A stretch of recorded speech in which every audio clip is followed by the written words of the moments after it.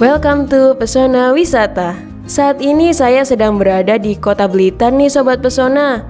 Saya akan mengajak kalian untuk belajar membatik dan melihat prosesnya loh. Selain itu, saya juga akan mengunjungi tempat pembuatan kendang jimbe. Ikutin terus ya Sobat Pesona.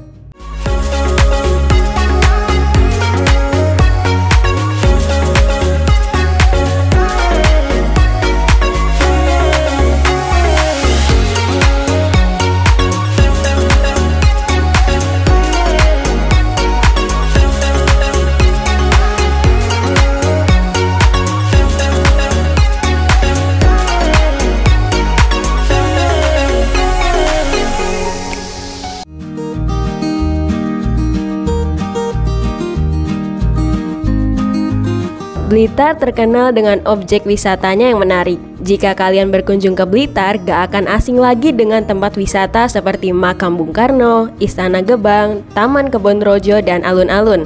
Nah, di Kota Blitar tidak hanya terdapat wisata sejarah dan taman kota loh sobat. Kali ini saya akan mengajak Sobat Pesona untuk mengunjungi beberapa kampung wisata yang ada di Blitar. Daripada penasaran, yuk ikuti saya.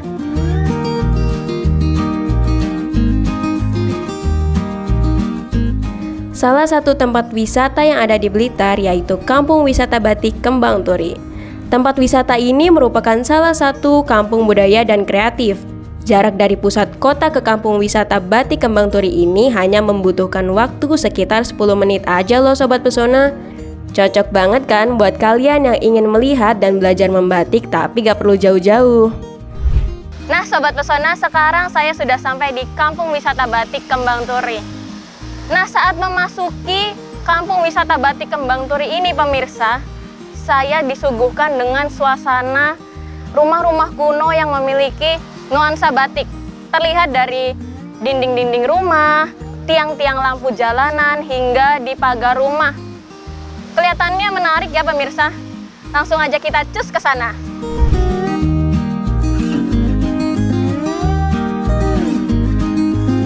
Batik menjadi salah satu warisan budaya kebanggaan bangsa Indonesia, sehingga kini batik menjadi kebanggaan busana bagi masyarakat Indonesia. Batik telah menyebar di mana-mana hingga ke mancanegara. Begitupun produksinya, hampir di tiap daerah batik diproduksi dengan berbagai motif desain yang berbeda-beda. Melalui semangat untuk melestarikan salah satu kekayaan budaya Nusantara ini, terwujudlah dalam wisata budaya yang banyak didirikan oleh kampung wisata di berbagai wilayah, tak terkecuali di Kota Blitar. Tepatnya di Kelurahan Turi, Kecamatan Sukorejo, tradisi batik sudah lama ada dan diwarisi oleh masyarakatnya sendiri. Destinasi ini tidak hanya menjual hasil batik loh, tapi juga melibatkan tenaga masyarakat dari sekitarnya.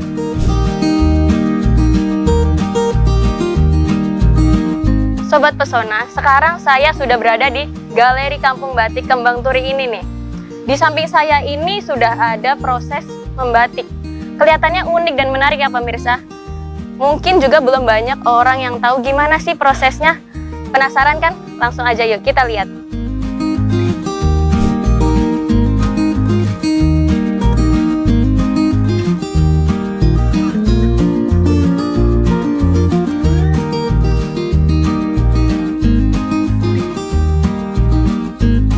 Produksi batik di Galeri Kampung Batik Kembang Turi sendiri sangat beragam, dari yang beraneka warna hingga yang tren saat ini, seperti batik warna alam. Dengan motif yang unik, beraneka ragam, dan tentunya memiliki makna dari tiap motif yang dibuat.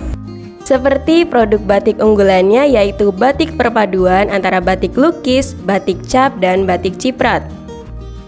Batik yang menggambarkan identitas Kota Blitar ini hingga sekarang semakin banyak diminati masyarakat. Selain ramai diminati oleh instansi pemerintah daerah Kota Blitar, batik Kembang Turi juga diminati masyarakat luar Blitar. Sobat Pesona, kali ini saya sudah bersama dengan Ketua Kelompok Batik Kembang Turi. Halo, selamat pagi Bapak. Pagi, alhamdulillah sehat. Alhamdulillah. Ya. Dengan Bapak siapa? Pak Anto. Dengan Pak Anto. Nah, Sobat Pesona, Pak Anto ini adalah ketua dari kelompok batik Kembang Turi. Tadi kebetulan saya sudah keliling sekitaran kampung batik ya Pak. Dan sampai di galeri melihat beberapa proses membatik. Kebetulan juga di depan ini saya melihat proses pewarnaan ya Pak? Iya. Iya. Saya penasaran nih Pak, dari awal mula adanya Kampung Batik Kembang Turi ini gimana sih Pak?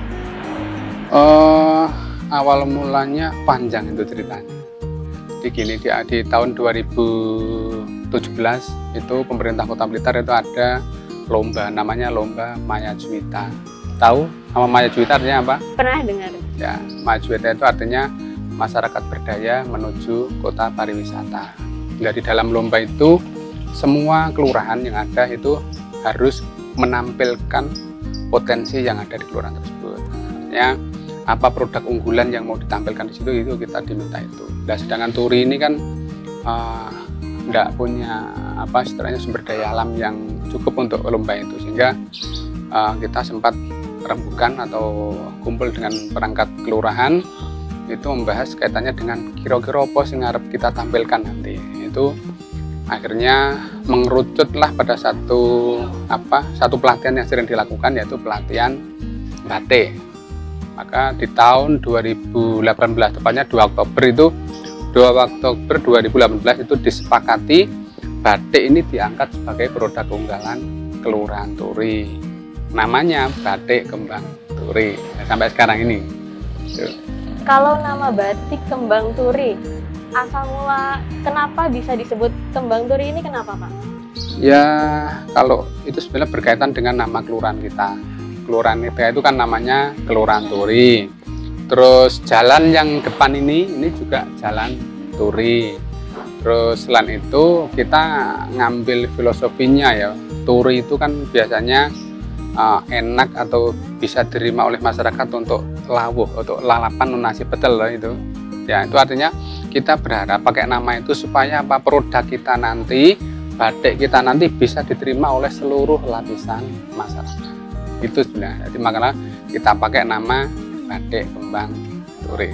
Nah, kaitannya dengan nama kelurahan kita tadi. Menarik ya Sobat Pesona, dari awal mula berdirinya Kampung Batik Kembang Turi ini. Lalu seperti yang kita tahu nih Pak, di Indonesia ini kan banyak sekali teknik-teknik yang digunakan untuk membatik. Dan tiap daerah kan juga memiliki khas yang sendiri gitu. Untuk batik Kembang Turi ini menggunakan teknik apa saja Pak? Ya sebenarnya untuk teknik yang kita pakai tidak jauh beda dengan batik-batik yang ada di daerah lain. Kita menggunakan ada batik ciprat, ada batik lukis, ada batik tulis, batik cap, itu yang kita pakai. Artinya kita menyesuaikan permintaan pasar. Nah gini Pak, mungkin saya dan Sobat Pesona bisa ditunjukkan untuk melihat proses membatik lainnya? Bisa, monggo. Di belakang ada proses ngecap. Ngecap? Ya. Oke. Yuk.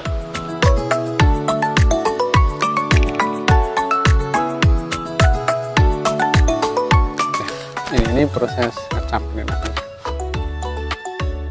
Untuk proses pengecapan ini, satu kain ini butuh berapa lama Pak biasanya? Ya, itu tergantung motifnya. Kalau misalnya motif-motif seperti ini agak lama, ini prosesnya agak lama karena memang kita harus meluruskan garis ini. Jadi garis ini harus lurus sampai sini. Ini prosesnya agak lama. Kalau motif-motif kayak bunga, kayak yang lain itu kita tinggal ngacak itu sudah. Tapi kalau motif garis ini prosesnya agak lama. Artinya perlu konsentrasi karena begitu kita geser dikit itu nanti hasilnya sudah beda. Sobat Pesona, proses membatikan ini seru banget loh. Setelah ini saya akan mengajak Anda untuk mengunjungi berbagai proses lain dari pembuatan batik yang dilakukan pada Galeri Kampung Wisata Batik Kembang Turi ini. Setelah ini saya akan belajar membatik loh sobat. Yuk ikuti gimana keseruannya, jangan kemana-mana, tetap di Pesona Wisata.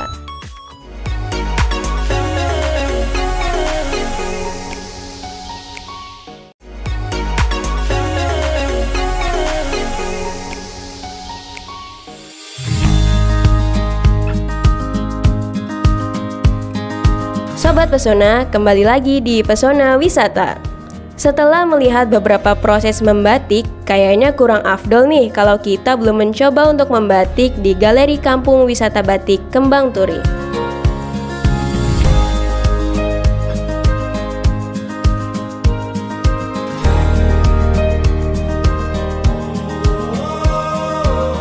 Wah pemirsa, ternyata sulit sekali ya membatik ini.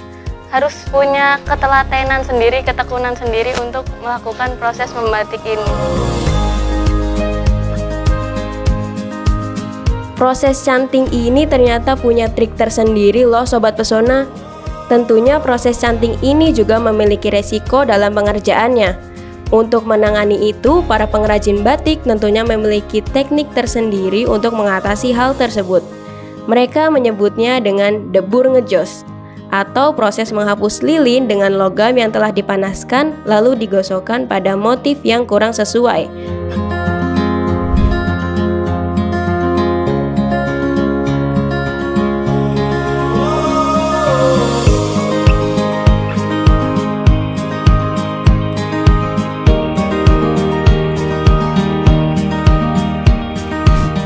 Sobat Pesona, setelah melihat-lihat proses dari membatik ini, kali ini kita diajak untuk melihat hasil dari produk batik Galeri Batik Kembang Turi. Setelah melihat-lihat prosesnya tadi Pak, dan sudah tahu nih teknik-teknik apa saja sih yang digunakan, saya dan Sobat Pesona boleh nggak Pak ditunjukin hasil dari batik tiap tekniknya? Boleh, boleh. Mau yang apa dulu?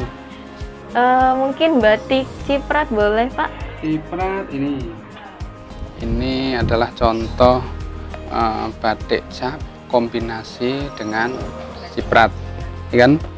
Ini bawah ini ada capnya, terus ini ada kombinasi ciprat. Ada juga yang motif full ciprat, jadi cuma diciprat aja, cuma mainnya di warna, itu ada. Ada beberapa teknik untuk ciprat. Terus yang full cap ya, yang full cap ada.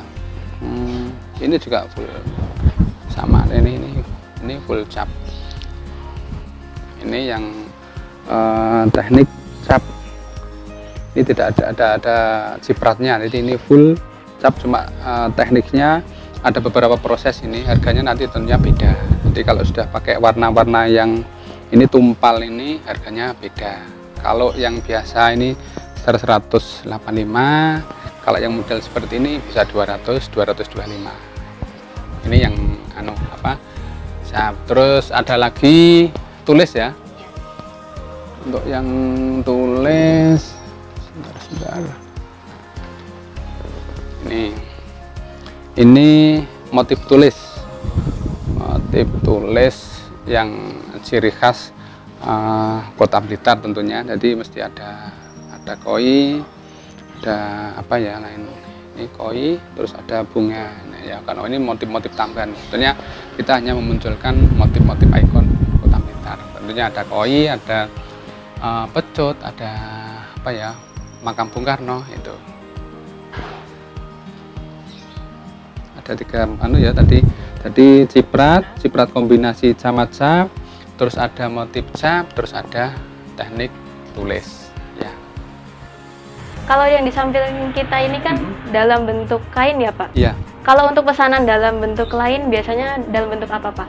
Ada bentuk tas ada, cuman kalau bentuk tas kita masih jarang ya, karena memang kita sendiri kalau misalnya banyak permintaan di tas gitu kita personelnya nggak lutut. Kalau baju kita masih bisa lah untuk baju, karena kita juga ada anggota kita yang memang DE khusus menangani pesanan berupa baju. Jadi selain pesanan batik yang berupa pakaian, kita juga menjual yang sudah jadi baju. Cuman kebetulan stok kita tinggal sedikit ini tadi. Kalau yang bentuk tas ini kosong kelihatannya, ini yang bentuk tas gitu. Kalau untuk kisaran harga yang dijual dari tiap bentuknya nih Pak, biasanya berapa? Ya kalau ini standar kain 2 meter untuk tulis ini ada harga 400 ada 550 ada, 750 ada. Kalau yang cap beda lagi. Cap ini kalau standar ukuran 2 meter itu 185, itu yang kain biasa. Kalau yang bagus 195. Tapi kalau sudah prosesnya kayak ini 2 kali ini 200. Ini 200 2 kali pewarnaan. Tuh. Yang kalau ciprat yang full ciprat 140 kalau yang ciprat. Cuman kalau sudah kombinasi dengan cap Ini beda lagi, ini ada 185, ada 175, tergantung kerumitan motifnya. Ya. Berarti tiap teknik ini beda ya Pak? Beda. Kalau ngomongnya harga, beda teknik, beda proses, itu harganya tentunya juga akan mengikuti. Gitu. Lalu untuk pemasaran batik Kembang Turi ini sudah sampai mana saja Pak? Kalau pemasaran ya alhamdulillah ini sudah bisa nyampe ke luar negeri, walaupun jumlahnya kita masih belum besar. Ada beberapa kali kita ngirim ke Jambi, ke Pekanbaru, ke Kalimantan Barat. Terus yang di luar negeri kita beberapa waktu lalu kirim ke Korea Selatan. Ada juga ke Jepang ada. Bahkan dari Jepang sana kemarin sempat belajar batik di sini kurang lebih 2 hari di sini mereka. Mereka juga membawa tekniknya apa istilahnya? Shibori ya tekniknya sana. Mereka belajar di sini, belajar batik tulis sama batik cap. Jadi mereka dapat barang dari kita, mereka juga ke sini untuk pengen tahu gimana tuh caranya membuat batik yang ada di Indonesia, khususnya di Blitar itu pernah gitu. Ya tentunya kalau untuk pasar sebetulnya target kita bagaimana supaya kita mampu masuk ke pasar luar negeri, tapi ternyata itu butuh proses, butuh waktu dan butuh keterampilan atau apa, karena memang luar negeri itu memintanya itu dengan mungkin karena memang punya istilahnya tinggi disiplinnya jadi batik itu harus betul dari bahan-bahan yang ramah lingkungan, sedangkan yang kita pakai ini sementara kan masih warna-warna remasol, warna-warna sintetis. Ada beberapa negara yang tidak mau pakai warna itu, maunya pakai warna-warna alam. Berarti kan kita perlu belajar untuk bisa masuk ke pasar luar negeri sesuai yang mereka minta.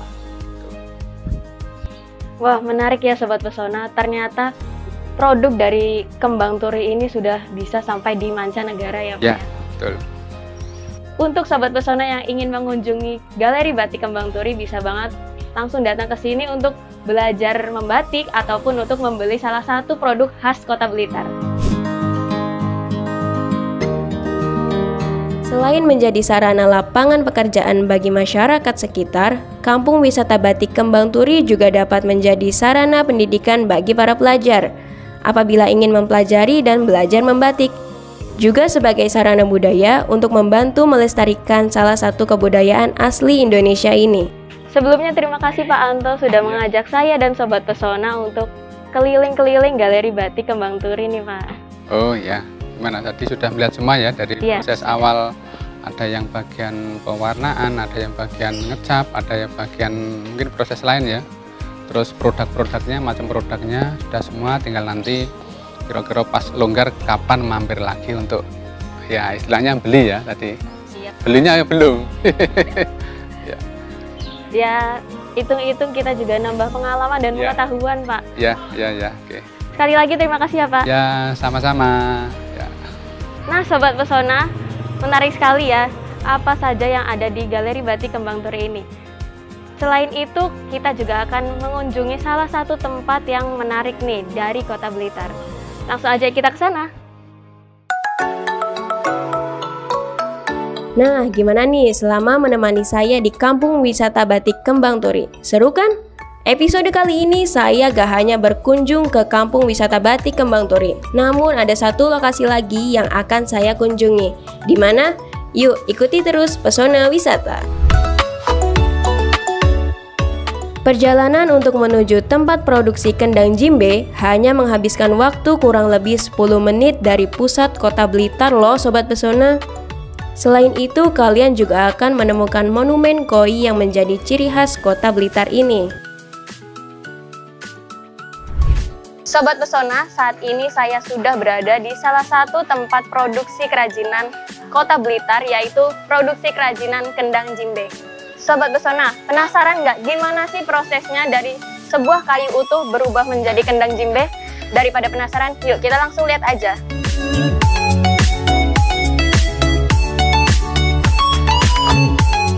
Sebagai kota pariwisata, Blitar mempunyai beragam jenis souvenir dan oleh-oleh yang disukai oleh banyak wisatawan.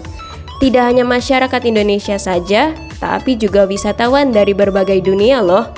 Berkunjung ke Blitar belum lengkap rasanya bila tidak membawa oleh-oleh alat musik yang satu ini. Kendang jimbe namanya. Kendang unik ini pertama kali dibuat berdasarkan pesanan seseorang dari desa Jimbe di Kabupaten Blitar. Kendang yang berbahan baku kayu mahoni ini menjadi ciri khas kota Blitar dan dijuluki Kendang Jimbe, sesuai dengan nama desa asal pemesan pertama. Kelurahan Tanggung ini sudah terkenal sebagai tempat produksi kerajinan kendang jimbe yang berkualitas, terutama dengan desain-desain yang menarik, apalagi dengan sentuhan artistiknya ini yang berbeda dari alat perkusi pada umumnya atau kendang jimbe pada umumnya. Menarik ya pemirsa?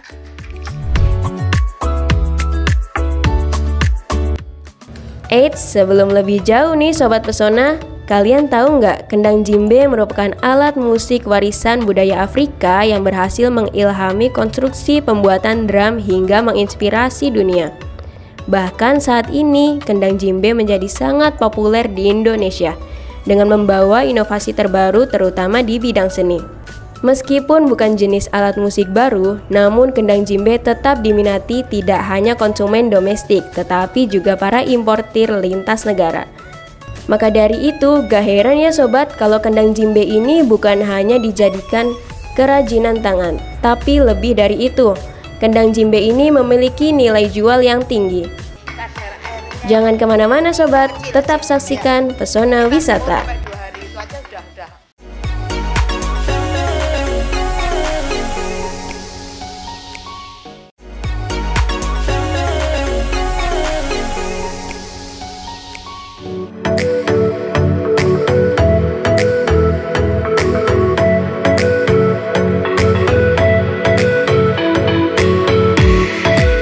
Sobat Pesona, kembali lagi di Pesona Wisata. Penasaran nggak sih dengan awal mula adanya kerajinan kendang jimbe ini? Daripada penasaran, ikuti saya yuk untuk bertanya-tanya lebih lengkap tentang sejarah dari kerajinan kendang jimbe. Sobat Pesona, saat ini saya sudah bersama dengan pemilik dari tempat produksi kerajinan jimbe. Dengan Ibu siapa? Suryasi. Bu Suryasi. Gimana kabarnya Ibu? Alhamdulillah sehat. Saya pengen tahu nih Bu, awal mula dari berdirinya tempat kerajinan ini gimana Bu? Mungkin bisa diceritakan sedikit? Kita berdiri di tahun 2001. Lama ya Bu? Ya, awalnya tapi bukan kendang. Kita bikin mainan kecil kayak dijual di Makassar itu. Ya. Kemudian ada pesanan yang model segini. Jadi kita kan kayak Pak. Pesan apa yang penting ada modelnya kita bisa. Karena kita yang ada yang penting ada contoh. Berarti awalnya ini dari pembuatan benda lain terus bisa ke jimbe. Ya. Inspirasi apa sih Bu yang akhirnya memutuskan untuk membuat kendang jimbe ini? Kendang jimbe itu kan ya. Dari tahun yang dari awal tahun kita bikin, kemudian dari tahun 2016 itu sampai ke luar negeri, ya dong? Waktu itu. Jadi kenapa kita tetap bikin ini? Karena ini memang masih untuk sampai saat ini pemesannya masih. Jadi kita nggak akan beralih ke pekerjaan yang lain. Lalu untuk produksi kendang jimbe sendiri ini udah sampai mana nih Bu penjualannya? Paling jauh kita ke Cina. Iya. Di Indonesia sendiri bagaimana Bu? Alhamdulillah untuk saat ini sudah adanya COVID, itu alhamdulillah sama permintaan banyak, terutama di tempat wisata yang punya untuk luar negeri di Cina. Tapi kita cuma kita cuma pengrajin aja. Kita bukan pengekspor. Oh, iya. Kita cuma kirim ke gudangnya orang tertentu itu, terus dia yang kirim. Kita cuma pengrajin aja. Pengen tahu nih Bu, apa sih bahan-bahan utama dari kendang jimbe? Kendang jimbe yang utama kayu mahoni. Kayu mahoni ya. Kulitnya pakai kulit kambing. Kambing ya. Terus pakai besi itu ya tuh ini talinya? Ini pakai alat-alat. Ini semua untuk sampai jadi. Kalau misalkan bahan utamanya ini kan kayu mahoni ya Bu? Iya. Ada alasan nggak kenapa memilih kayu mahoni? Ya, ini untuk kayu mahoni ini kadar airnya itu kecil. Kecil. Iya. Untuk kayu-kayu yang lain, misalnya kayak kayu wadang, kan ada kayu-kayu yang lain itu kadar airnya terlalu banyak. Jadi untuk kalau ini kita bubut hari ini, kita jemur sampai 2 hari itu aja sudah kering, udah mulai airnya udah banyak yang nggak ada. Artinya kan kalau bubut itu kan pasti kan berat. Kalau sudah dijemur, alhamdulillah. Mungkin bisa dijelasin sedikit Bu, proses awal dari pembuatan kayu mahoni sehingga menjadi kendang jimbe yang bagus ini. Jadi gini Mbak, kalau masalah bahan kayu itu sama. Iya. Ya, kayu sama. Prosesnya juga seperti kalau kan nanti kita ada bubut, Iya. ya toh? Dari kayu gelondongan ke bubut. Setelah dibubut kita jemur, langsung nanti kita bawa ke yang ngerjakan ini. Semua ada yang kerjakan sendiri toh untuk yang liturnya itu. Dari sana kita mintanya model ini sudah ada permintaan, dari bayarnya sudah ada. Jadi prosesnya nanti kalau sesudah itu kita carving seperti ini. Permintaannya tinggal apa? Oh gambarnya ini, yang lain kayaknya yang model PC, yang model penting itu ada semua kan? Ya, itu aja. Terus kemudian kulitnya juga ada di sini. Jadi prosesnya itu dari butur, ya, kemudian dari bubut dulu, pembubutan, kemudian dibutur, kemudian dibawa ke sini dengan berbagai biar cantik, artinya nyantik beres lagi, kemudian ini gambar ini, prosesnya seperti ini, terakhir finishnya di sini. Berarti teknik dekorasinya ini carving sama painting ya Bu? Painting, iya. Dua ini aja? Iya. Lalu ada nggak Bu, kira-kira misalnya pemesan ini meminta untuk bentuk lain selain bentuk yang seperti ini? Ada, kadang ada, tapi kan yang biasanya umumnya tuh umumnya ini.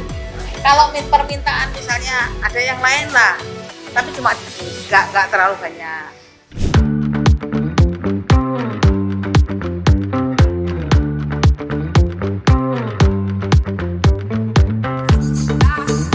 Sobat Pesona, di sini terlihat para pengrajin yang berada di lokasi produksi sedang memotong kayu untuk kendang jimbe. Kepopuleran kendang jimbe ini tentunya tidak lepas dari keahlian para pengrajin yang sudah dikuasai. Tentunya pembuatan kendang jimbe melalui proses yang lama dan panjang loh Sobat Pesona. Wah Sobat Pesona, ternyata pemilihan bahan untuk kendang jimbe ini bukan sembarangan loh.